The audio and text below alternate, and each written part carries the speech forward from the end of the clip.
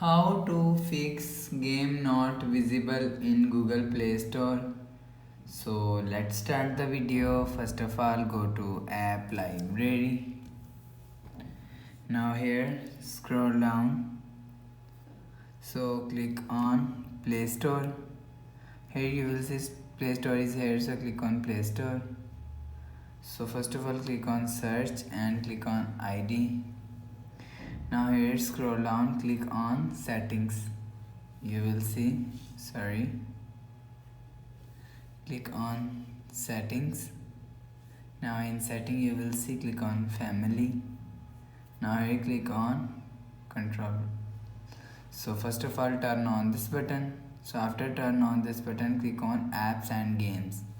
So enter pin. So click on, you will see convert to